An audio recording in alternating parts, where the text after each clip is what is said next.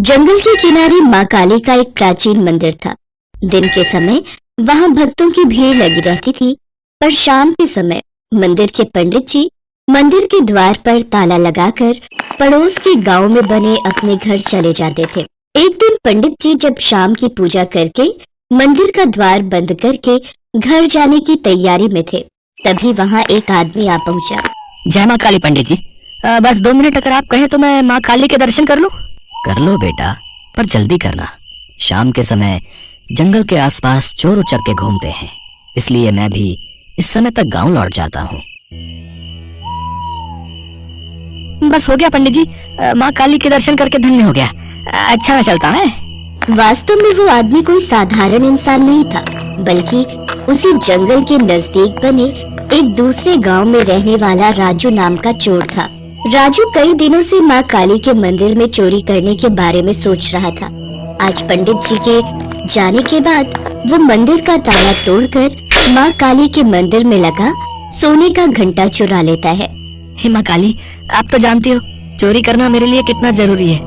अगर मैंने चोरी नहीं की तो घर पर मेरी पत्नी और दोनों बच्चे भूख से मर जाएंगे। कई दिनों से मेरे घर में चूल्हा भी नहीं जला है, इसलिए मुझे क्षमा करना। मैं आपके मंदिर से ये सोने का घंटा चुरा कर ले जा रहा हूँ। राजू मंदिर में से घंटा चोरी करके मंदिर के बाहर आ जाता है, पर अचानक उसके दिल में एक आवाज उठती है। नहीं नहीं, मेरा दिल नहीं मान रहा। पता नहीं आज मंदिर में चोरी करते हुए मन बहुत बेचैन हो रहा है। मैंने कई बार बहुत से घरों में अमीर सेठ और पैसे वाले लोगों के घर में चोरी की है, पर कभी मेरा मन नहीं घबराया। आज ऐसा क्यों हो रहा है? कहीं ऐसा तो नहीं कि माँ काली मुझे कुछ कहना चाह रही हो? मैं ये घंटा चोरी नहीं कर सकता।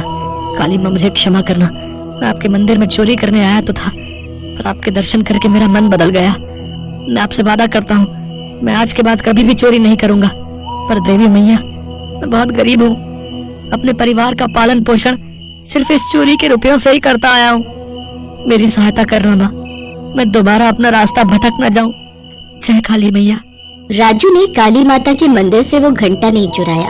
वो खाली हाथ ही घर लौटता है और अपनी पत्नी को सारी बात बताता है।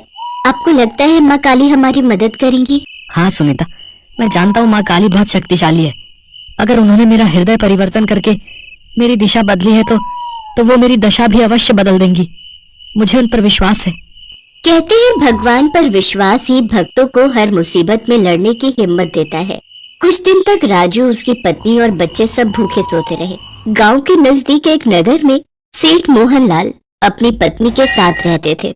वे भी माँ काली के परम भक्त थे। एक रात सेठ मनोहर लाल जब गहरी निद्रा में सो रहे थे, तब माँ काली ने उन्हें दर्शन दिए। माँ, आपके दर्शन पाकर मैं धन्य हो गया।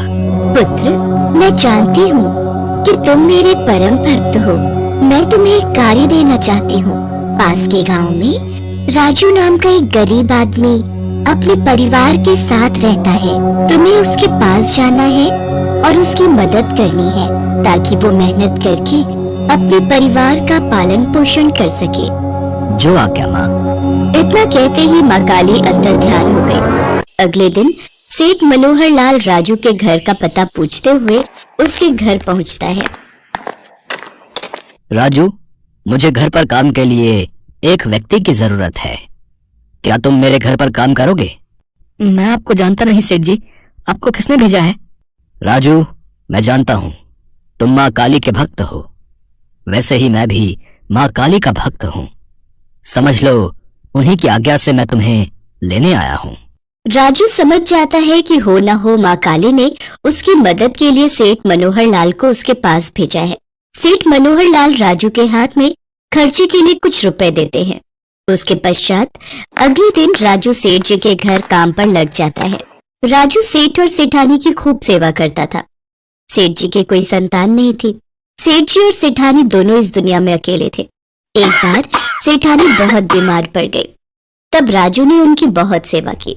राजू बेटा, तुमने बीमारी के दिनों में मेरी बहुत सेवा की है, बिल्कुल मेरे अपने बच्चे की तरह।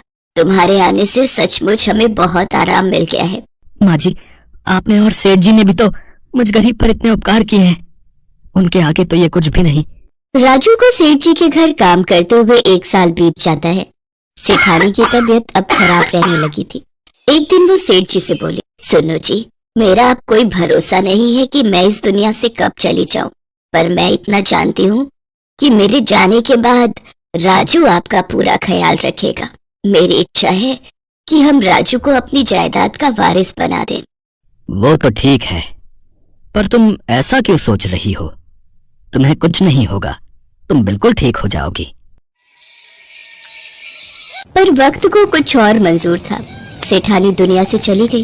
उनके जाने के बाद सेठ जी उदास रहने लगे, इसलिए राजू कभी कभी अपने दोनों बच्चों को सेठ जी के पास खेलने के लिए ले आता था। बच्चे सारा दिन सेठ जी के साथ खेलते थे। पिंकी बिटिया, बंटी बेटा, देखो मैंने तुम दोनों के लिए कितने सारे खिलौने मंगवाए हैं। सेठ जी, ये दोनों बहुत शैतान हो गए हैं। आप इनके लिए रोजाना कुछ ना कुछ मंगवाते रहते हैं और ये दोनों आपको परेशान करते हैं। चलो बच्चों, अब घर चलो। नहीं बापू, हमें दादाजी के साथ और खेलना है। मुझे भी बापू दादा के साथ खेलना है। बच्चों की मीठी मीठी और कोमल बातें सुनकर सेठ जी की आंखें भर आती हैं और वो राजू से कहते हैं, राजू, तुम सबका साथ पाकर मेरा परिवार पूरा हो गया। सेठानी की इच्छा थी कि हमारी जायदाद के वारिस तुम बनो, और आज मैं सेठानी की इच्छा को पूरा करना चाहता हूं। जब तक मेरी जिंदगी के दिन बचे हैं, मैं तुम सबके साथ गुजारना चाहता हूं। अब से तुम कानूनन मेरे बेटे बनकर इस घर में रहोगे। मैंने वकील साहब को बुलवाकर सारी जायदाद तुम्हारे नाम कर दी है बेटा। सेठ जी, आप ये कैसी बातें कर रहे हैं? मुझे आपसे कुछ भी नहीं चाहिए। आपका इतना प्यार पाकर मुझे सब कुछ मिल गया। माँ काली ने आपसे मिलवाकर मेरे जीवन में ढेरों खुशियां दे दी। मुझे कुछ नहीं चाहिए सेठ जी। बेटा, मैं नहीं चाहता कि सेठानी की इच्छा अधूरी रह जाए। क्या तुम सेठानी को अपनी माँ नहीं मानते थे? सेठ जी की बातें सुनकर राजू रो पड़ता है। अब राजू अपने परिवार के साथ सेठ जी का बेटा बनकर उनके घर में ही रहने लगा। जिंदगी के आखिरी वक्त में सेठ जी ने बेटा, बहू और पोते पोती का सुख देख लिया और इस दुनिया से चले गए। राजू एक बेटे की तरह सेठ जी का अंतिम संस्कार करता है।